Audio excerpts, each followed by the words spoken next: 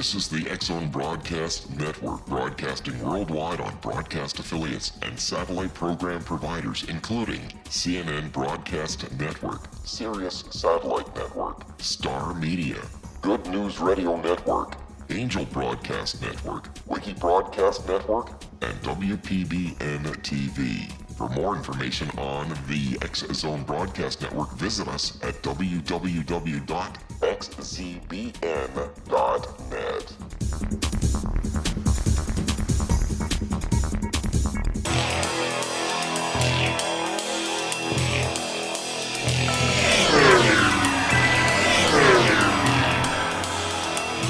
This is A Different Perspective with Kevin Randle. A retired U.S. Lieutenant Colonel, Kevin Randle has been studying UFOs for nearly 50 years. Kevin has investigated some of the most famous UFO cases in the world and has been consulted for dozens of documentaries about UFOs. Considered one of the leading experts into the Roswell UFO crash of 1947, Kevin has written more than 25 books about UFOs, including the recently published Roswell in the 21st Century. Now, here's the host of A Different Perspective, Kevin Randle.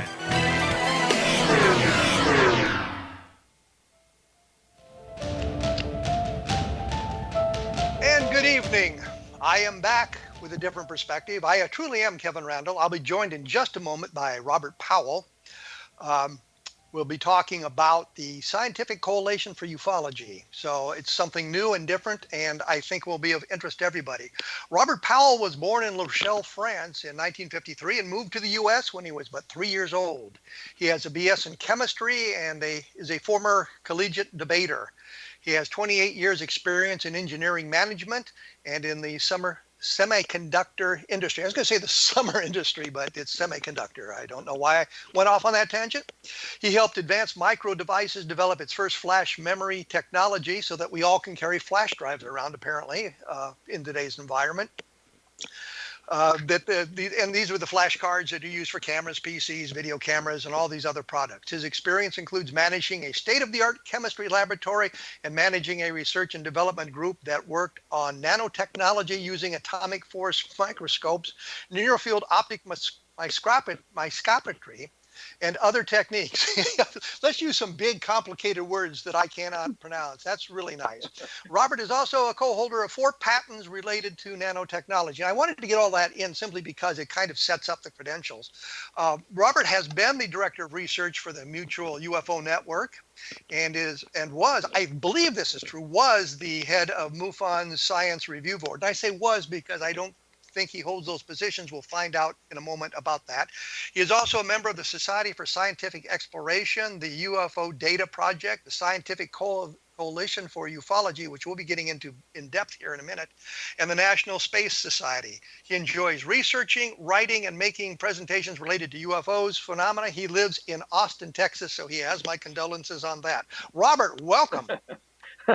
Thank you, Kevin. That's pretty good. My understanding was you have retired from MUFON now? Yeah, well, I resigned my position as the director of research and as the head of the Science Review Board.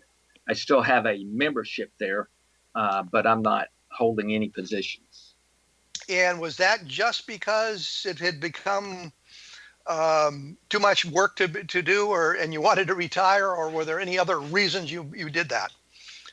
Well, I was the director of research for MUFON for 10 years, and I created the Science Review Board there in 2012. So my goal had always been to advance science within MUFON, so I did the best that I could in that area during my 10 years. And, as time wore on, I felt that I had done all that I could and decided that I wanted to move on, spend my time on other activities. And of course, one of those was working on helping in the creation of the Scientific Coalition for Ufology. Did the symposium program have anything to do with inspiring you to move on? Yes, you might say that was the straw that broke the camel's back. I mean, I'm pretty conservative on the topic of the UFO phenomenon, and so it was difficult for me to support a secret U.S. space program theme, which was what the theme was for 2017. And since I felt that was the direction, the organization would continue to move, I just decided if my time could be spent best elsewhere. So you moved on from those organizations and into other arenas. Right. Okay, and I just wanted to get that out of the way up front before we get into the Scientific Coalition for Ufology, which we'll do in just a moment here. We're going to have to take a break quickly. For those of you who are interested, those of you who want to know, I always post to my blog at www.kevinrandle.blogspot.com additional information and some links that might be of interest. And in this case, the link would be to the explorescu.org, which would be the website or the homepage for the Scientific Coalition for Ufology, so you can take a look at what is going on there. And to mention, of course, Roswell in the 21st century, which I think is of a dispassionate look at the Roswell cases that exist today and that sort of thing. And of course, take a look at the other fine programs on the X Zone Broadcast Network as well. And I think there's things that'll be of interest to everybody there. So take a look at that stuff and scroll down and see what you can find out. And for those of you who are interested, we will be back just after this, so stick around.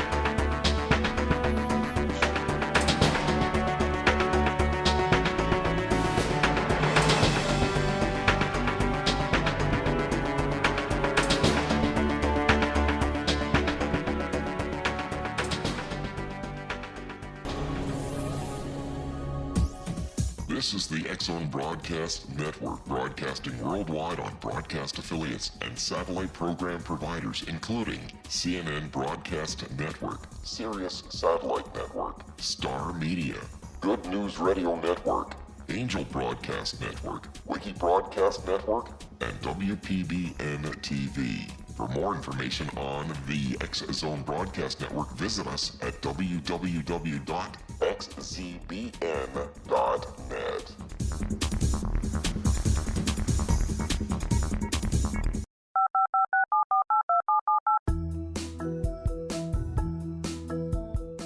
Did you know that when you're on the road with limited data or Wi-Fi, you can still listen to the X Zone Radio Show with Rob McConnell, The Science of Magic with Gwilda Wiyaka, X-1, Dimension X, Space Patrol, and every minute of the X Zone Broadcast Network by calling 213-401-0080, courtesy of Audio Now.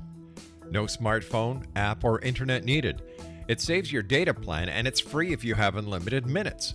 Call 213-401-0080 to listen on any phone, anytime, anywhere. Remember 213-401-0080 for the best of the paranormal, parapsychology, and sci-fi radio programming anywhere, 24/7, 365.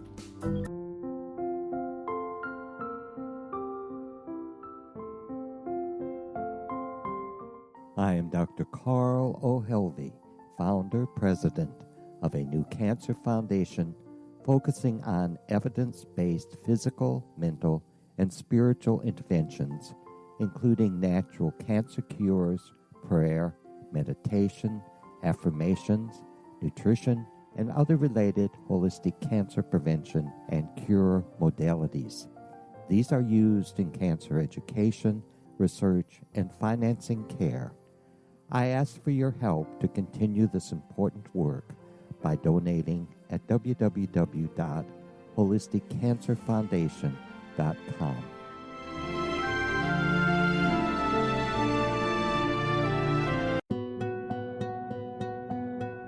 Is it science or is it magic? Once a magical thing has been scientifically proven, is it no longer magic? Or is magic simply the science of tomorrow? Join me, Gwilda Wiyaka, on The Science of Magic, a syndicated radio program dedicated to combining the science and magic of today's dynamic and controversial topics to co-create new solutions. By triangulating information from today's leading experts from the scientific and magical fields, we uncover expansive and evolutionary truths you won't find anywhere else. Join us daily on the X-Zone Broadcast Network, xzbn.net, as I interview the share thoughts with the amazing guests from both science and magic. The resulting knowledge is unprecedented. As a gift to you, the listener, past episodes can be accessed on our website free of charge at thescienceofmagic.net.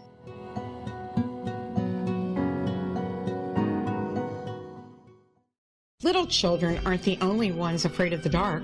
Millions of soldiers return from war zones with PTSD, anger, frustration, fear, and loneliness, much of which surfaces during the darkness of the night. You have the chance to change the lives of these American heroes. Songs and Stories for Soldiers.us provides free MP3 players for these men and women. With a list of 3 million songs in 16 different styles, 100,000 audiobooks, and 30,000 old-time radio programs, every veteran can find something to soothe and comfort them at no cost. All our players contain an 8-hour audio program designed to help veterans fall asleep. With 1,500 plus vets now participating, it's our goal to deliver 10,000 audio players this year. Go to our website at songsandstoriesforsoldiers.us. Help us help a veteran make it through the night.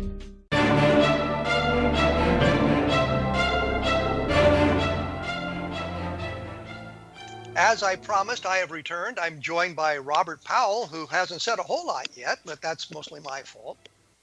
And as we were going to break there, my clock faded out on me, so I kind of lost my train of thought, so I meandered into the break. So you'll just have to excuse that because these things happen. The question that springs to my mind, Robert, is this scientific coalition for ufology, and I should be upfront, I am an affiliate member of the organization. So it's not that I was unaware of these things going on in the background, and I sort of have a rooting interest in the organization as well. So I wanted to do that in the interest of full disclosure and transparency. How long has this idea for the scientific coalition been bubbling around in the background? Well, in terms of the idea for creating an organization, not that long, probably June or July of this year. It may have been bubbling in the background of my head for maybe 6 months longer than that. And we began creating the organization in August of this year. So it's brand new, in essence. Yes, it's still in the development stage. Did you talk to others in the field? And I'm thinking of people like Mike Swords, for example, or Peter Sturrock, who are well known inside the UFO community, but maybe not well known outside. But Dr. Swords, of course, was a professor at, I forget the university in Michigan he was at. Correct. And Dr. Sturrock is also a scientist. They've been, I guess, advocating for an upgrade in the quality of research in ufology. Were you in consultation with them about this and talked to them, or were there other people you talked to about getting the organization rolling? I did talk to Mike Swords about it because he and I are very good friends, and he's in full support of the organization. He's actually a member through CUFOS because the Scientific Coalition for Ufology, which I'll refer to as SCU from now on, it is in partnership with CUFOS. So Mike and Mark Rodiger and several other individuals are aligned with SCU through CUFOS. And that's the Center for UFO Studies, the organization started by J. Allen Hynek. And I mentioned that for the people who may not be aware of that history. Right. And CUFOS is kind of fallen on hard times recently, given some of the things going on in ufology. But I know they are trying to maintain their website and trying to maintain a continuous organization. How about the Fund for UFO Research? Are there any people who are involved with that in SCU? That's a good question, Kevin. I have not reached out to the Fund for UFO Research, which I probably should. Well, I know that some of the people who were on the fund were also members of the board for MUFON, so I'm sure you had contact with those people. Right. I mean, I had contact with all the main people in MUFON, but I have not actually talked to anyone within MUFON directors and Jan Harzan or others in the board related to the creation of the SCU. So it's an independent organization completely.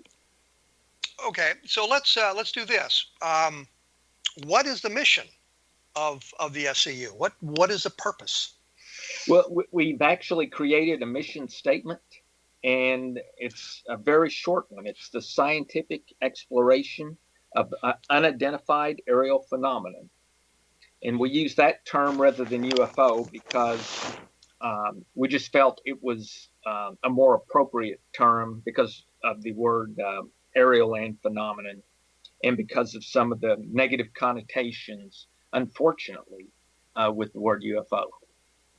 Well, I know in the history of ufology, if you will, that a number of people argued against using the term UFO because it suggested there was an object, which you may not want to do, and that it was flying, which is sort of a characteristic of it.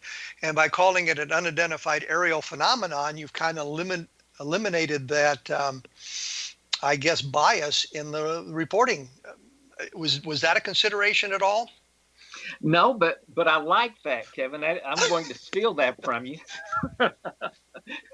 because flying and objects do indicate a certain bias to what you're looking at, and you don't really know if those two are true or not.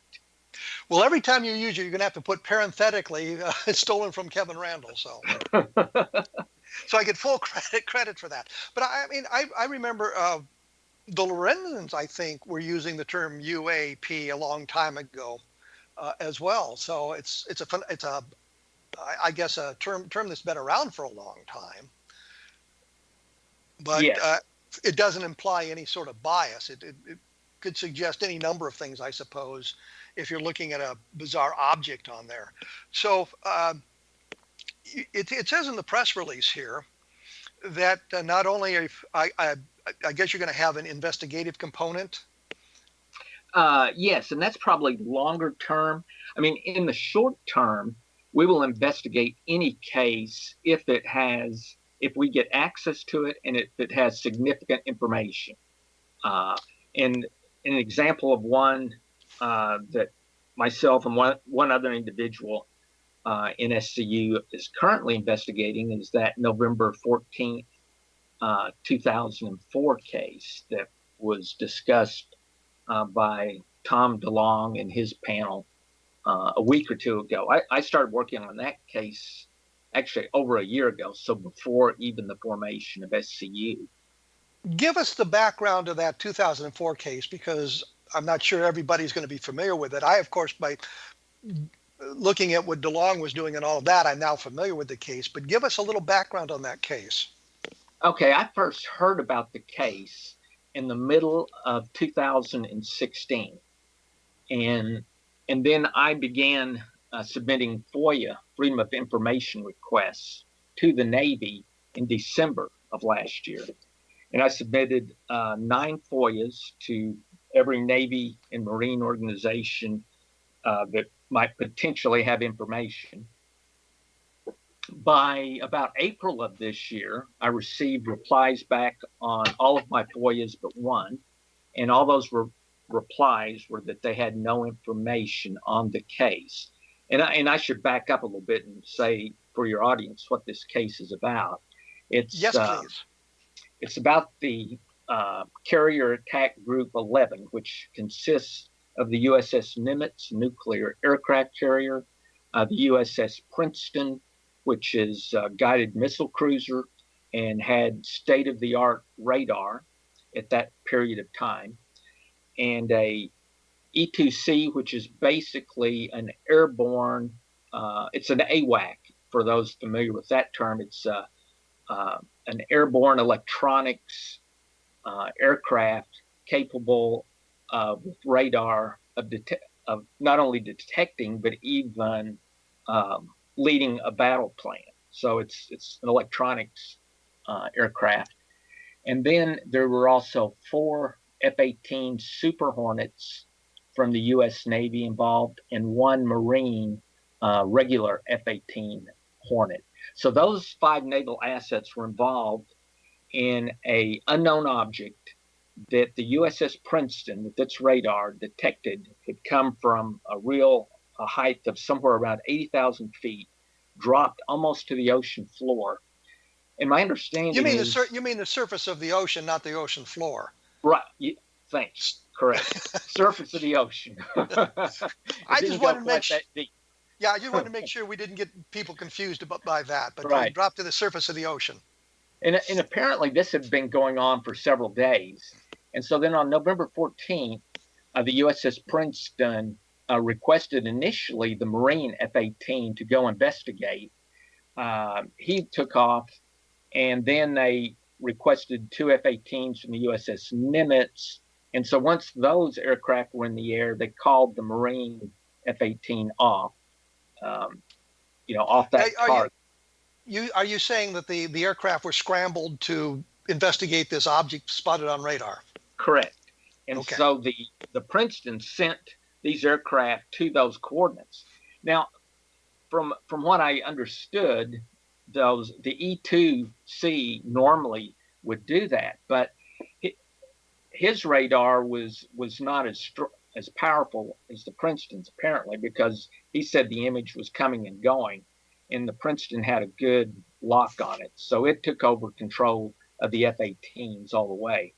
And the F-18 pilots, as they approached the coordinates given them by the Princeton, indicated that their radar had nothing on their radar as they approached the coordinates. But then as they reached the coordinates, they made visual contact with, and it's not clear if it's 1 or 2, what they described as a tic-tac, kind of like those old candies that are long and oval shaped and white. So this was a white colored object shaped like a tic-tac. And as the F-18s approached, the tic-tac turned its nose towards the F-18. And as a side note, there's no wings, there's no jet engine, there's no type of method of propulsion that can be seen other than it turns towards the F-18. The F-18, I guess, took this as potentially an aggressive move, and one F-18 went to higher altitude, and the other F-18 engaged the tic-tac. By engaged, he did not have any ordnance on board, so it was more of aerial engagement, and he was just trying to get behind the tic-tac so he could see more about it. And well, let me say one thing. In fighter lingo, if somebody's coming at you, it's considered hostile unless you know for a fact that it's a friendly aircraft. So when the object moved turned toward the fighter planes, their immediate assumption would be now it's hostile. Oh, okay. So and that's the way he reacted. Yes, and that makes perfect sense to me. And so he's trying to do a maneuver where he gets behind the object, but it gets behind him. And apparently these aerial maneuvers go on for a while, and then the tic-tac just suddenly leaves at a high rate of speed, and the F-18s aren't able to keep up with it. So they just head back to the Nimitz. They're on the way back when the Princeton radios them again and says, and the term, and you may be familiar with this one, Kevin, is CAP, which when I looked it up means, I guess, the location where the Princeton had originally sent them to. And so the Princeton calls the F-18 pilots and says he's back at the cap. And so the pilots reply, well, we're low on fuel. We can't go back there and engage the target again. So we have to continue to the Nimitz, which they did. And then a second pair of F-18s left the Nimitz to go to the target. And it's unclear. Well, let me interrupt here because we're getting close to a break. So I have to take the break. We will come back and get the rest of the story out about this particular sighting and how it affects not only the SCU but also Tom DeLonge's organization that announced just a couple of weeks ago sort of a similar type mission, and how all of this plays together at that time. As I say, there will be more information available at www.kevinrandle.blogspot.com. And I tell you that because we've actually solved a couple of cases by using the blog and the information that have been gathered on the programs and some of the illustrations, which makes it interesting. So we'll be back right after this, so please stick around.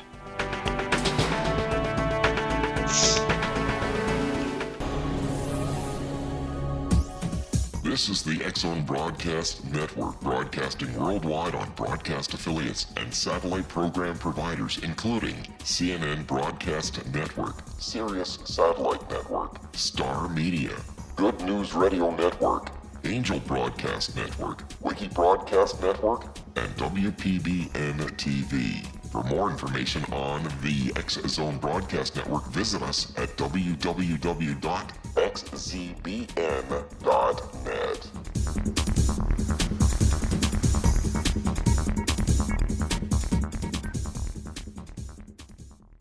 How would you like to be able to read other people's minds? Well, the next best thing is here. When you know how to read a person's name, you know how the person thinks, feels, and behaves.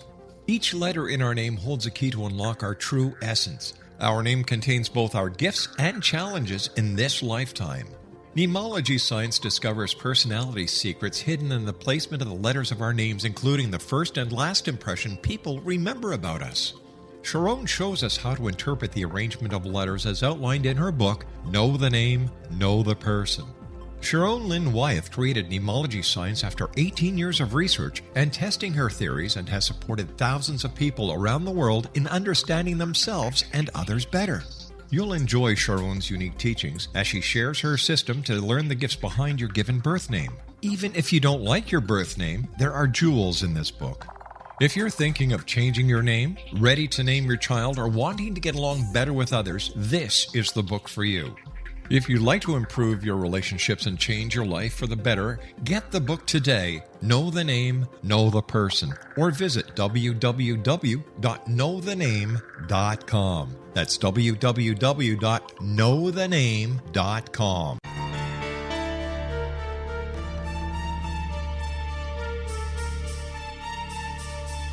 Hello, I'm Justina Marsh, and with my dad Pete, we are going to present a new show called Too Good to Be True. Together, we are aiming to discover more truths about this world and beyond. Do you have unanswered questions about the world? Do you ever wonder about aliens, conspiracy theories, or the universe? There are many shows discussing subjects such as pyramids or UFOs, but we want to relay this information based on our own research, including from spiritual means. Hopefully, listeners will be helped with their own beliefs and will appreciate the psychic insights that add to the previous research and information. We both look forward to sharing this insight and beginning this journey with our listeners. Visit xzbn.net for more information about when to listen.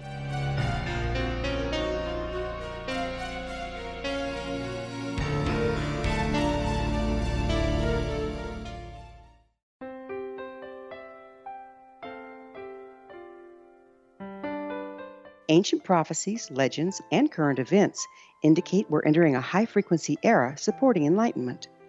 During expansive times, old rules fail, necessitating access to the ever-shifting currents of life for guidance. There's an ancient form of shamanism through which we can obtain the information we need. I'm Gwilda Wieka, founder and director of Path Home Shamanic Art School, with a great new provision for those interested in spiritual evolution and personal empowerment. Galactic Shamanism, Art of the Ancients, Key to Tomorrow, is an upcoming series of leading-edge online affordable classes designed to guide and support you and your family during these times of transition. Embrace the magic. Empower your life. Study Galactic Shamanism at findyourpathhome.com.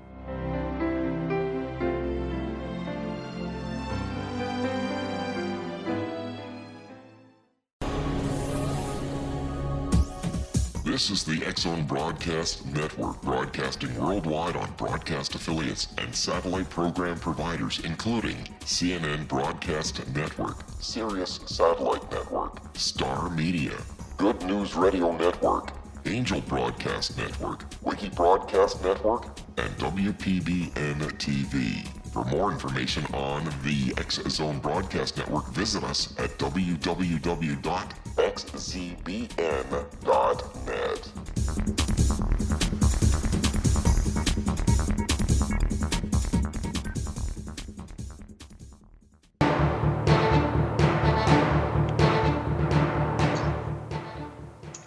You'll notice I don't make these things up. We are, in fact, back. I am joined with Robert Powell. Robert Powell, we're talking about the Scientific Coalition for Ufology, or as he calls it, the SCU. When we went away, we were talking about the Nimitz launching aircraft to investigate some kind of an aerial phenomenon that looked like a tic-tac. So we had just gotten to that point where two of the fighters had broken off the intercept, and we'd sent two more fighters up to take a look around and take it from there. Okay, so two more F-18s leave the Nimitz to engage the target. Now, what happened there is not clear because I don't have any information exactly, other than we know that a video was taken. It's not clear if the video was taken by the first two F-18s or the second two F-18s that engaged the target. I think it was the second pair that took the video, but that's not for certain. So the reason this case struck a chord with me was when I found out about the case, I was told by an individual who I can't mention, and I Googled and found this case on a Navy blog site. So what was nice was, number one, it wasn't on some UFO site. It was on an actual naval blog site. And this guy writes about Navy things, not UFOs. This is the only UFO case he wrote about. And he wrote it with military type language, which for me was a positive that gave more credence to the case. So that's what got me to investigate it using Freedom of Information requests. So now that your listeners have a feel for what happened, I'd also told you that I've submitted these FOIAs. All 9 FOIAs, the response that came back from the Navy was, we have no information responsive to your request. So then I appealed the first FOIA, and the Navy's reply back was, as long as we do sufficient, this came from the Navy JAG group, which is their basically their attorneys. And so they quote court case that as long as they do a reasonable job of looking for information, that's all that's required. So then I sent my second appeal, and in there I argued that you've got 5 different Navy assets. So you're telling me that on all 5 Navy assets, you can't find any documentation. I said that you may or may not win that in a court case, but I certainly don't think our congressman will think well of that. And so I copied my congressman along with John McCain, who was a ex-Navy pilot. So this time I get a reply back from the Navy. And although they did not provide the original documents, I'm still working on that, they did provide me emails that came from some of the officers. What the JAG group did is they called officers in those groups and said, do you have any information or are you familiar with? And a lieutenant colonel in the Marines replied back. You remember what I told you, describe these as tic-tacs? Well, the first thing the Marine colonel response to JAG was in this email, tic-tacs? Oh, I know all about the tic-tacs. We all watch the videos of the tic-tacs. Well, I was going to ask you, you talked about the video, which I would assume was gun camera films, and that and you hadn't seen them or anything. And so my thought was maybe there's no image on them, so it makes them irrelevant. But now you're saying this Marine colonel responded and said, oh, we've seen the video and know what you're talking about. So that implies that there was an object seen on the videos that were taken by during the incident. I was going to say by the fighters, but I don't know that for sure. So I'd say during the incident. Correct. And he actually in that email says the name of, it was the commanding officer of that F-18 squadron. He indicated took the video, and that gentleman's name is actually in the Marine blog. I don't think there's any need for me to mention his name on the air, but that's the question of whether it was actually him that took the video, or was it, as stated in the blog, it was the second pair of F-18s that took the video. But to me, that's not critical. That will come out. Let me say this. The one thing is, if the guy's name is in the blog, it's on the internet, and so there's really no reason to withhold it. Right, there's not, and his name is Fraser or Prater, if I remember right. I'd have to look it up. It's an unusual name. So he was actually on a famous PBS show called the Carrier or Nimitz Carrier. Anyway, it was PBS did a show on the Nimitz, and because he was the CO for that group, it's called the Black Aces. Then they actually had him on the show. But so I had that bit of information, and then I have an email they provided me from a Marine major who said, we don't have the documents here. They have been archived, but you should be able to give Mr. Powell a point of contact who could obtain those documents out of the archive. So that's kind of my argument when I go back to the Navy again to appeal, to say, I don't think you've done sufficient. You have not done sufficient due diligence in order to find these documents, because clearly they're in an archive, and this guy's indicating you should know where that archive is. Well, the question that springs to my mind, wouldn't some of this be classified? That's what you would think. And that's a good question, Kevin, that I keep wrestling in my head. I think they're classified. So I was shocked when the JAG guys sent me those emails from that lieutenant colonel and from the major. And so because of what they sent me, I actually have the names in total of 9 different Navy and Marine officers who either saw this object or were aware of it, by having seen the video. And the response to your FOIA request is, we have no documents that are relevant to your request. Your request, correct. They didn't say we can either confirm or deny that we have documents? No, they didn't say that, and they didn't say they were classified. And basically their argument was, we contacted that Marine base, and they didn't have any documents that happened 14 years ago. And in our view, that's due diligence. So end of your FOIA.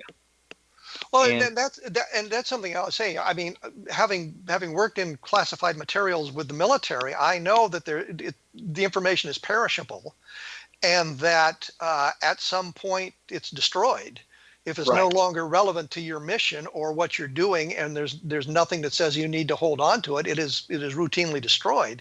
So they may in fact not have had any specific documents relevant to your request, but the documents would be either sent somewhere else, and they wouldn't have them at that base, so that they may have been telling you the truth as best they could. Exactly. No, you're right. They were. In other words, and that's what basically that major said in his email. We don't have them here. They've gone to archive. So I think I agree with you, and that's basically what JAG was arguing. JAG's argument was, we don't have to look everywhere for these documents. All we have to do is, if we go and do a reasonable, search, and they're defining a reasonable search, I guess, is calling the Marine base and saying, do you have them? And so my argument is that's not a reasonable search, because these documents are 14 years old. It's not reasonable to expect the Marine base to still have these documents. They should be in archives, so that's where you should be looking. And so you're still waiting to hear from other FOIA requests that you've since filed? Well, that one will be a second appeal. And the rest of my FOIA requests have all been denied except one, which I'm still awaiting, and that's the deck logs for the Nimitz. Okay.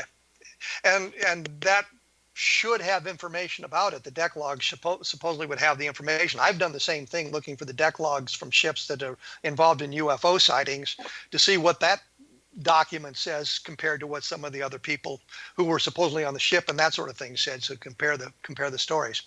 I wrap this up this way quickly like that because it's an ongoing investigation. It seems to be an interesting one. It was brought up by Tom DeLonge in his announcement, and I was kind of wondering about that. I mean, you've just announced the SCU, and we've got Tom DeLonge and his organization. Have you been in contact with them, or is there any kind of communication between the two of you? Are the missions sort of the same?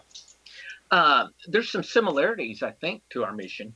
I know two of the individuals well on Tom's panel. One is Chris Mellon, and the other is Hal Puthoff. I have not talked to Hal since they launched that organization, but I have talked to Chris.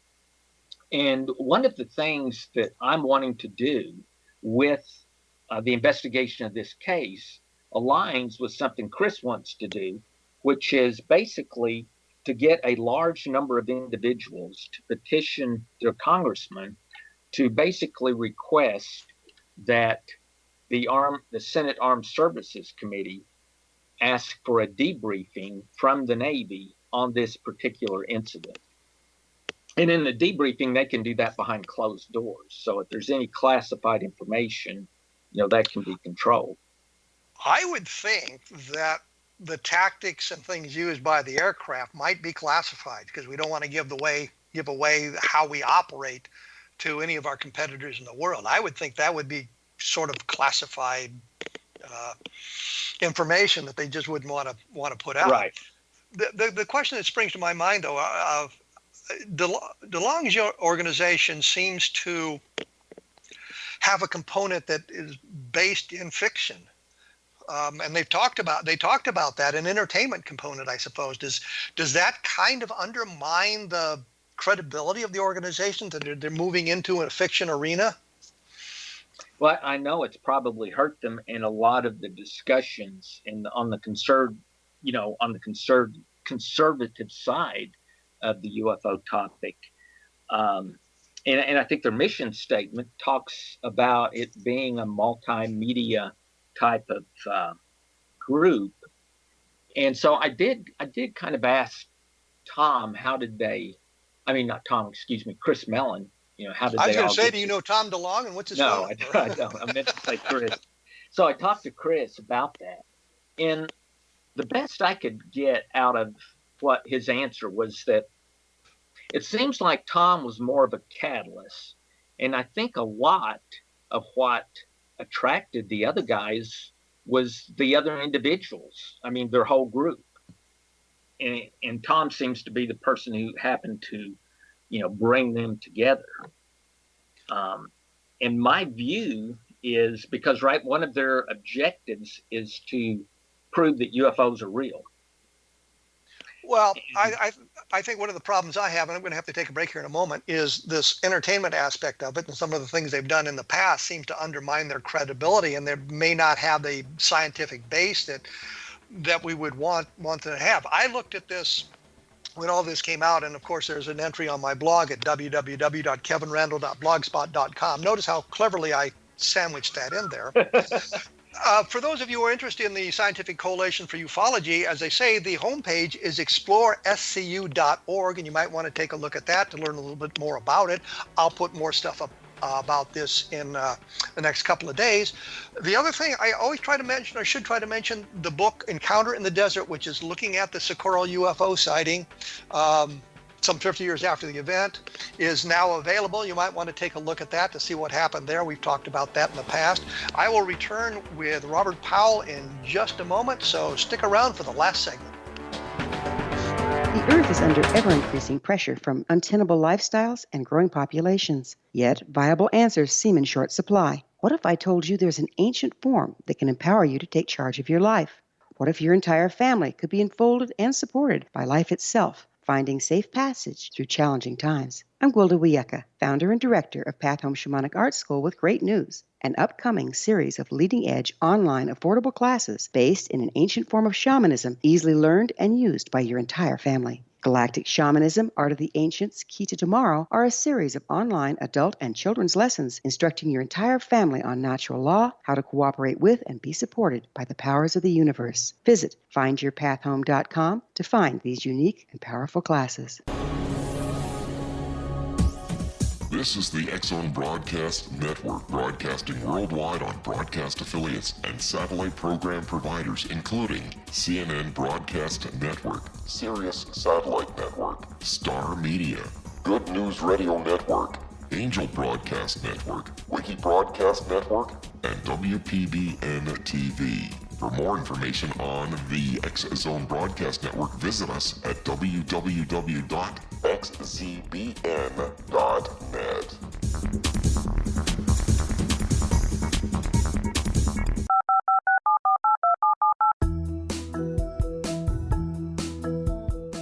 Did you know that when you're on the road with limited data or Wi-Fi, you can still listen to the X-Zone Radio Show with Rob McConnell, The Science of Magic with Gwilda Wiyaka, X-1, Dimension X, Space Patrol, and every minute of the X-Zone Broadcast Network by calling 213-401-0080, courtesy of Audio Now.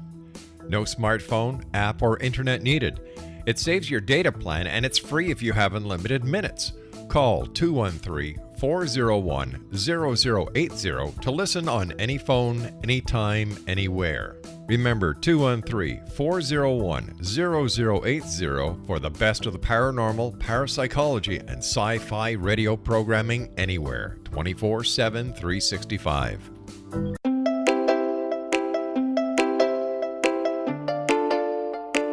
Are you curious? Do you want to learn more about how the world works and have fun at the same time? Study coincidences with me, Dr. Bernie Beitman, MD, on my Connecting with Coincidence radio show, here on the XZBN network. Listen to Jungians theorize, statisticians randomize, true believers evangelize, while I categorize. I dance to the rhythm of coincidences. People who experience me see more of them.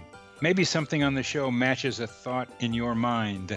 Let us know. Expand your mind to the weirdness happening around you. Synchronicity spoken here, there, and everywhere. For more information, put Connecting with Coincidence in your search engine and find my website, my social media sites, and my blog.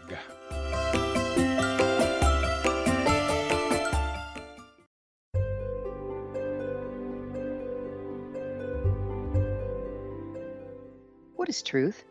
Historically, we viewed things as either being true or false. Now, as we enter a more expansive era, we find the question is not, is it true, but rather, how true is it? I'm Gwilda Wiyaka, host of the Science of Magic Radio, a syndicated, internationally broadcast radio program dedicated to uncovering this ever-expanding truth.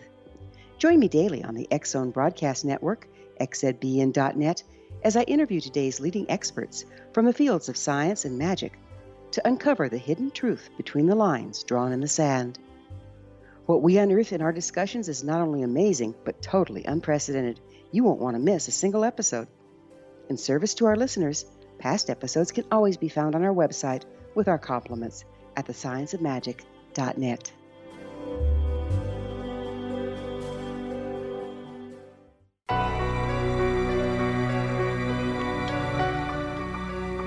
I am here with Robert Powell. I almost said Robert Young for some reason. Robert Powell for the Scientific Coalition for Ufology, SCU. The homepage is explorescu.org, so you can take a look at that and learn some more about it. We were talking about Tom DeLonge and his organization and how it might affect the perception, I guess, of SCU. Is that going to be a problem, do you think? No, I don't think it will affect the perception of SCU in any way.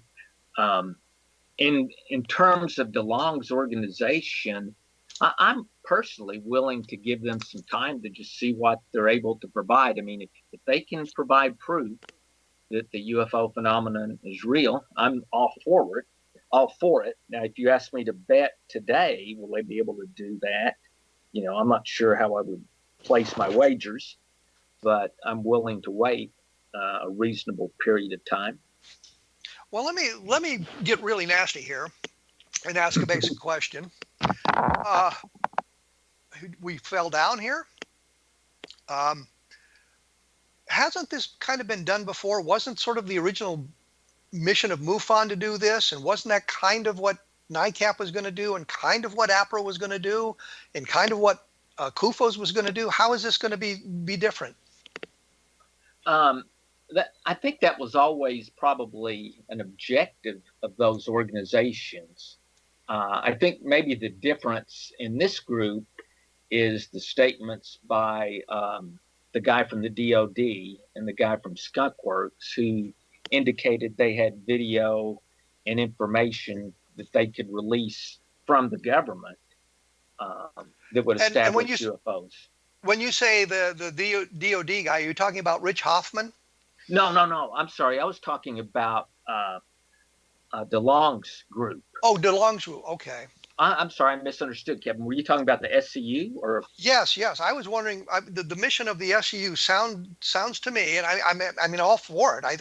It's a great idea, but it seems to be that has been tried before, and it seems to always get lost in other things. Okay. There's a little difference in the SCU. The goal being, because it's a more science-driven organization with the membership being most scientists, which is similar to the way CUFOS started off, right? Is we're trying to create an organization that other scientists can join and study the phenomena. Now, I don't think we can say that we are necessarily going to prove that UFOs are real. And let me qualify that. In my personal opinion, I already believe that the UFO phenomenon is a physical phenomenon and is intelligently controlled. But you can't get that information from one single case. You get that by studying a broad history and a large number of cases to get to the conclusion I got to. Let me interrupt here because I'm getting short on time, and there's one thing I wanted to kind of cover. Sure. I think one of the things you want to do is set up a peer review, which Correct. in scientific arenas, if you submit an article to a scientific journal, there is a group of your peers, other scientists who are, I guess, trained in that discipline to review the article to make sure it makes scientific sense. That's one of the missions of SCU, isn't it? To set up a good, solid peer review? Yes, that's one of our missions. There would be, for example, if someone submits a review on a particular case or a particular topic or subject, what we will do is we'll put together a panel of 4 to 5 individuals who will do a peer review of that paper. And within SCU already, we have individuals with backgrounds in astrophysics, microbiology, geology, chemistry, regular physics, electrical engineering. And so we will have someone in all of the basic sciences, and in most cases, more than one person. Well, the other thing that with the Nimitz story that we were talking about here ago, wouldn't it be good to have a military officer review if there is a paper submitted that dealt with that subject, a military officer to understand how the military would have operated in that environment? Wouldn't that be an important person to have on the peer review? Oh, yeah, absolutely. So someone such as yourself, or one of the other 1 or 2 officers, guys on the SCU that have military officer experience. And I think you were a pilot, right? So I was a helicopter pilot, so it's not quite the same as being a fighter pilot, but some of the things overlap.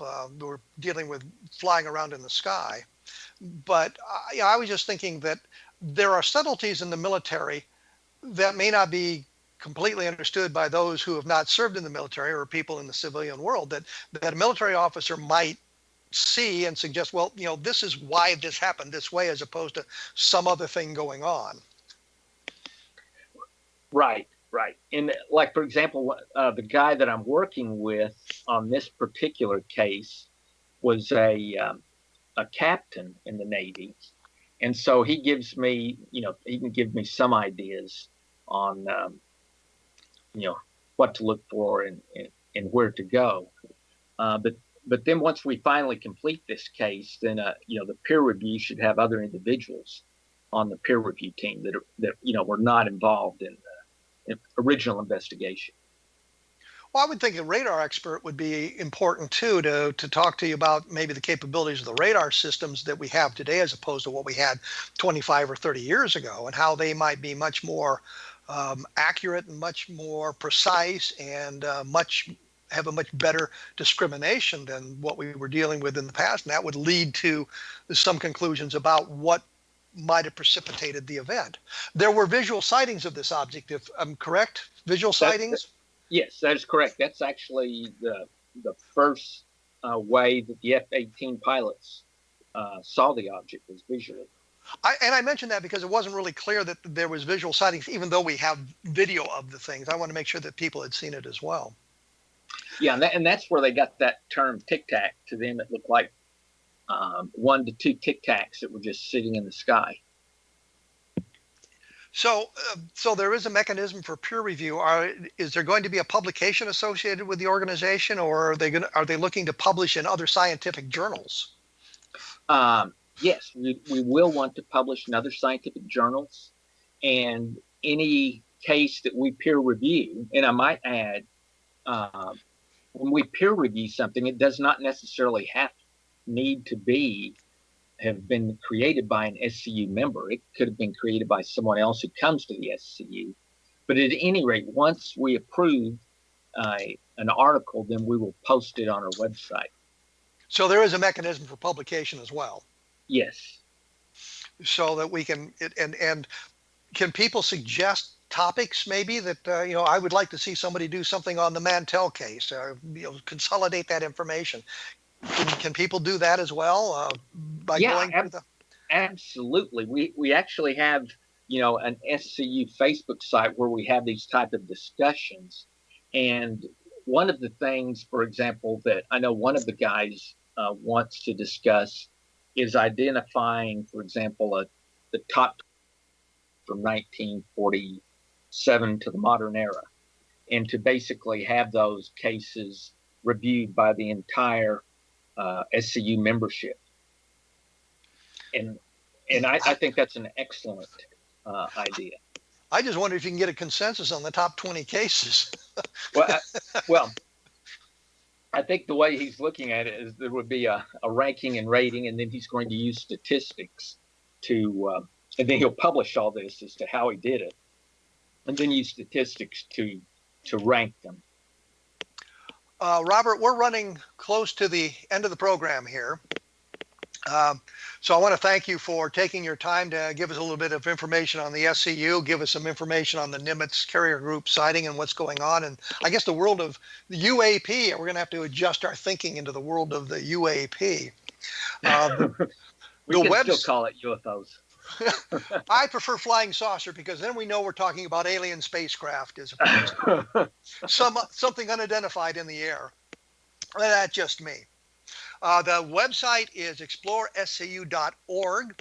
I will have more information about that. And Robert mentioned a Facebook page. I will try to get a link up to that on my blog, so that'll be easy for people to find. But as I say, also it's explorescu.org. My blog is www.kevinrandle.blogspot.com. And the latest book that I have done is called Encounter in the Desert.